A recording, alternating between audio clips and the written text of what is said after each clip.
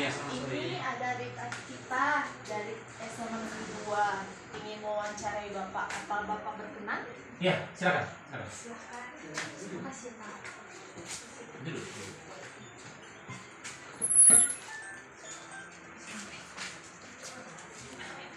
Iya, silakan adik-adik, apa kira-kira yang bisa dibantu ini?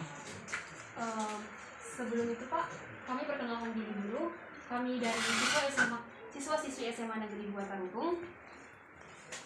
Kami siswa kelas 12 SMA. Maksud dan tujuan kami datang ke sini ialah ingin mewawancarai Bapak selaku jaksa atau penegak hukum di Indonesia. Iya.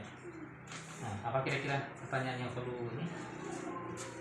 Mungkin yang pertama Pak, kami dengan sangat hormat minta identitas dari Bapak selaku jaksa. Iya, nama saya Mangasitwa Simajuntak, sarjana hukum, magister hukum, pangkat jaksa muda. Untuk jabatan di institusi kejaksaan ini selaku kepala seksi intelijen pada Kejaksaan Negeri Tapanuli Utara. Itu kira-kira perkenalannya. Oke Pak, kita mungkin bisa masuk ke sesi pertanyaannya Pak. Bapak sudah berapa lama mengabdi di kejaksaan Pak? Iya, untuk mengabdi di kejaksaan ini saya sudah kurang lebih 12 tahun. Itu yang pertama, penempatan pertama itu di Karangasem, Bali. Lalu mutasi ke Kejaksaan Negeri Balige.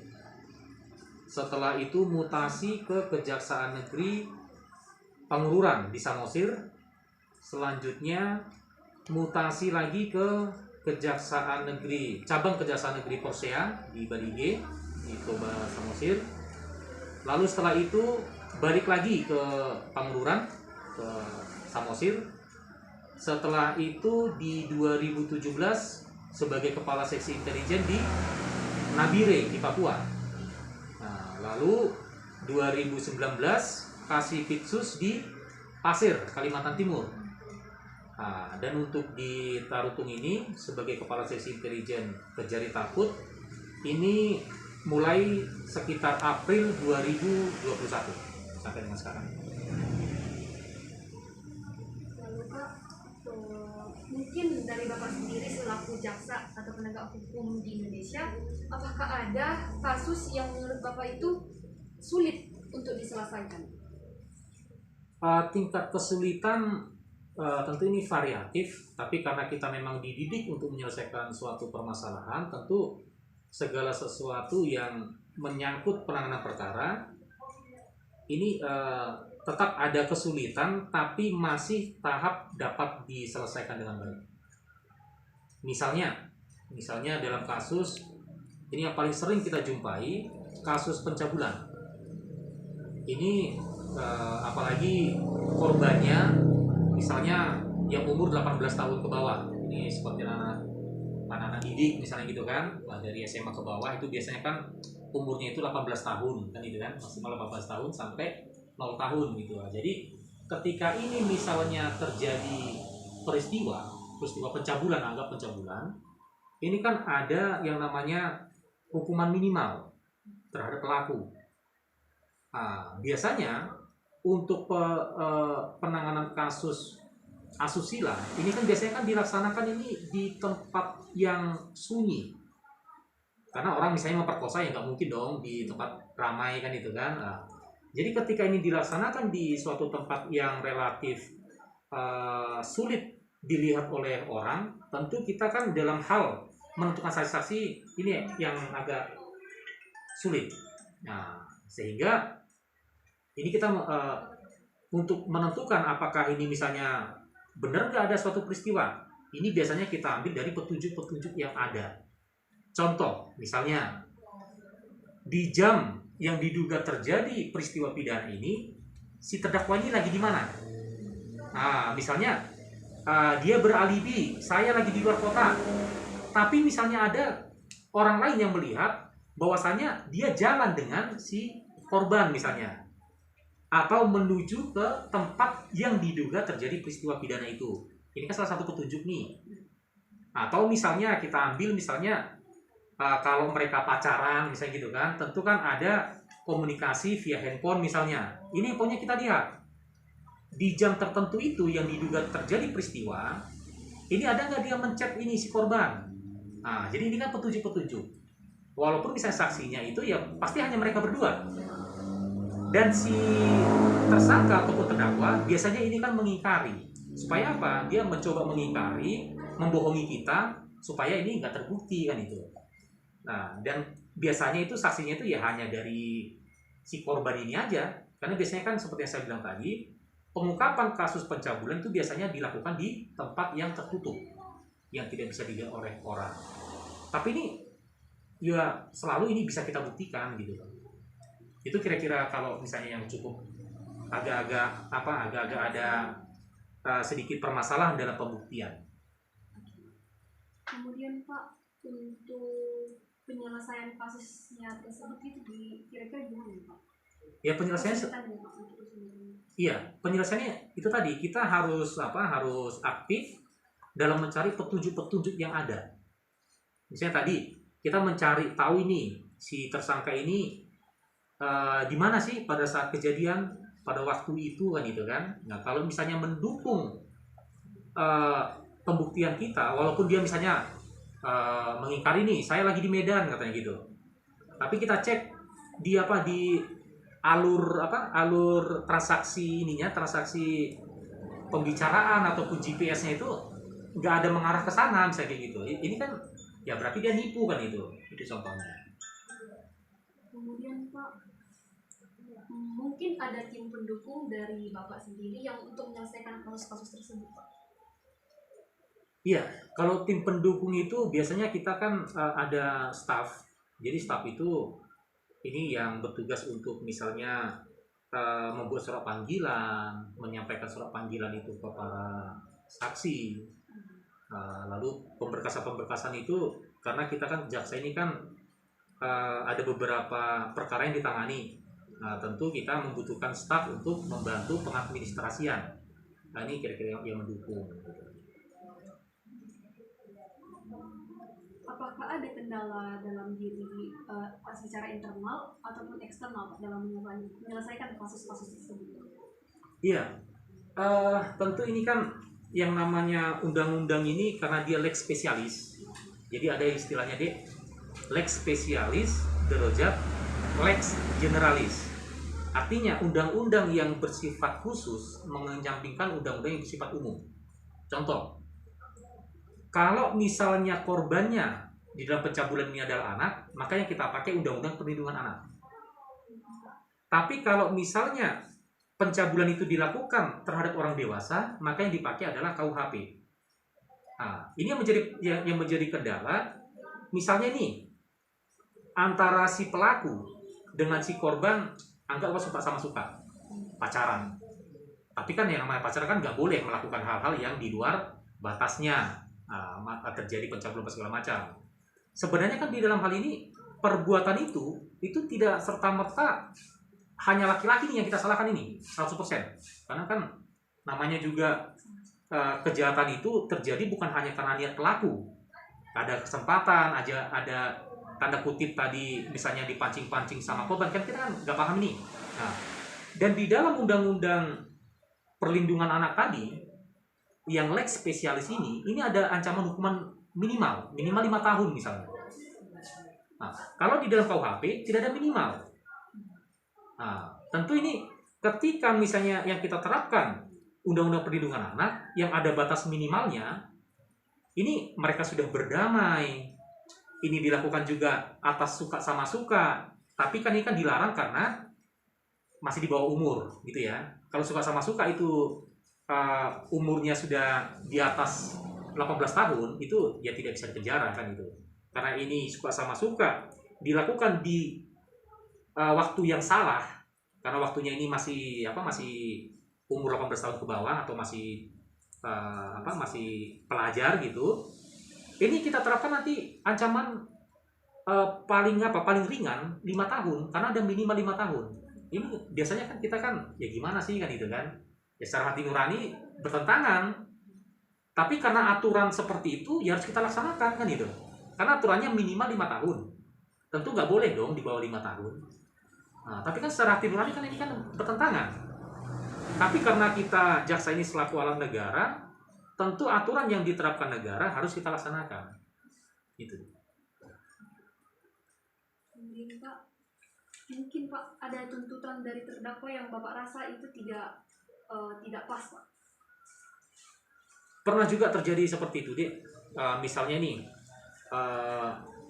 dia tidak ada rencana, ini pernah kita tangani kasus, sebenarnya dia itu tidak ada rencana untuk membunuh, hanya berantem biasa. Tapi karena fisiknya si korban ini lemah, mungkin ada riwayat penyakit jantung atau segala macam, ketika berantem meninggal. Tentu yang kita lihat kan ada kausalitas antara perbuatan dengan akibat. Ini mereka berantem nih, kebetulan jatuh kena kepala, ya mungkin kalau dia seperti kita yang masih bodinya masih segar, mungkin kan langsung mati. Awalnya hanya berantem aja, tapi yang dijatuhi hukuman tinggi karena memang mati nih kan itu. Padahal kan gak ada niat mematikan dia sebenarnya. Nah ini ya si pelaku kan merasa ini kok terlalu berat hukumannya kan itu. Nah, tapi ya kita kan namanya juga jaksa ini, dia tidak boleh bersama request kan. Artinya, Pak ini saya kok tinggi kali. Ya kita lihat unsur-unsur pasalnya itu apa kan itu. Ini menyebabkan mati ternyata kan itu kan. Ya kita buatlah hukumannya sekian. Tapi yakinlah seorang pelaku tindak pidana itu deh, ketika dijatuhi hukuman pasti merasa hukumannya itu terlalu berat. Itu dari versi si pelaku. Kalau dari versi korban, pasti itu terlalu ringan, mau berapa berat pun hukumannya. Jadi kalau mati nih, kalau maunya korban, maunya keluarga korban, harusnya dia kan dihukum sampai mati, kan itu kan. Tapi maunya si pelaku, ya masa hanya segitu aja aku dijatuhi hukuman mati kan itu. Jadi yakinlah keadilan, kalau misalnya itu kita tuntut dari penegak hukum ini, itu keadilan itu nggak akan tercapai. Karena apa? Beda sudut pandang, maka keadilan itu akan berbeda. Sudut pandangnya si korban seperti apa, sudut pandangnya pelaku seperti apa. Ini nggak akan tercapai keadilan itu. Itu loh. Tapi kita harus memilih. Menurut negara yang adil sekian. Kalau menurut mereka ini pasti nggak adil deh. Kalau adik tanya dari segi korban ataupun dari segi pelaku. Menurut Bapak sendiri selaku jaksa atau penegak hukum di Indonesia, bagaimana sistematika dan penegakan hukum? Iya, penegakan hukum di Indonesia ya tentu apapun aturan. Jadi sebaik apapun aturan, kalau dilaksanakan, kalau aparatnya kurang baik, ya hasilnya pasti kurang baik. Tapi seburuk apapun peraturan, kalau aparatnya baik, hasilnya pasti baik.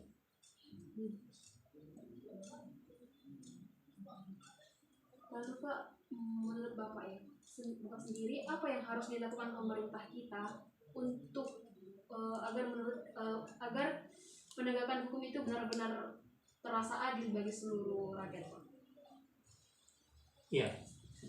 Seperti yang saya sampaikan tadi, Dek, rasa keadilan ini tentu memiliki sudut pandang yang berbeda-beda.